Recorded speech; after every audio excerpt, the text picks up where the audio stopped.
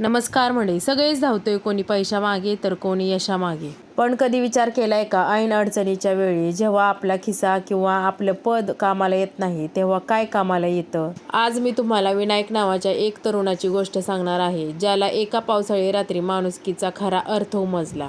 एका गजबजलेल्या शहरात विनायक नावाचा एक तरुण राहत होता. तो एका नामांकित कंपनीत उच्च पदावर कामाला होता, पण त्याच्याकडे यशासोबत थोडा गर्वही होता. तो फक्त स्वतःच्या प्रगतीचा आणि फायद्याचा विचार करायचा. इतरांच्या अडचणींशी त्याला काहीच घेणं देणं नसायचं.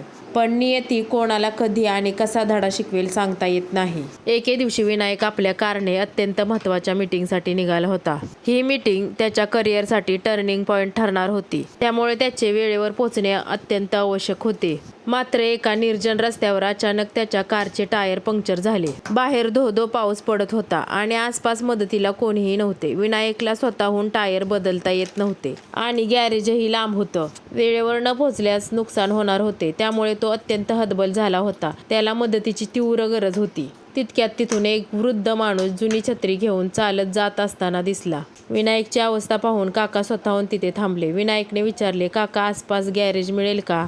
काका त्यावर हसले आणि म्हणाले, "बाळा, गॅरेज खूप लांब आहे आणि तू पावसात भिजशील. त्यापेक्षा तू बाजूला हो, मी तुला चाक बदलून देतो." विनायकला क्षणभर वाटले, हा म्हातारा माणूस हे काम कसं करणार? पण त्या काकांनी कसलाही विचार न करता पावसात भिजत चिखलात गुडघे टेकून मोठ्या कष्टाने टायर बदलून दिले. विनायकने सुटकेचा निश्वास सोडला आणि आभार मानण्यासाठी खिशातून 500 रुपये काढले. मात्र काकांनी नम्रपणे हात जोडले आणि म्हणाले, "बाळा, ही माझी माणुसकी होती, धंदा नाही. आज तुला गरज होती म्हणून मी मदत केली. उद्या कोणा दुसऱ्याला गरज असेल तेव्हा तू त्याला मदत कर. तोच माझा खरा मोबदला असेल." या घटनेनंतर काही महिने उलटले. विनायकच्या स्वभावात मोठा बदल झाला.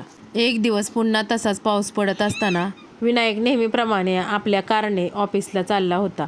त्याने पाहिले की रस्त्याच्या कडेला एक तरुण मुलगा आपल्या आजारी आईला घेऊन रिक्षेची वाट पाहत उभा होता.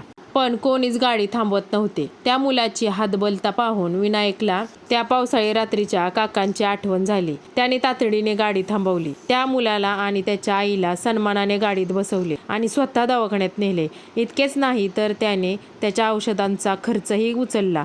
विनायकला आज खऱ्या अर्थाने समाधान मिळाले होते, कारण त्याने माणुसकीची ती साखळी पुढे नेली होती. गरज माणसाला नम्र व्हायला शिकवते, माणुसकी जगाला सुंदर बनवते आणि उपकाराची जाण ठेवणं हीच माणुसकीची खरी ओळख आहे.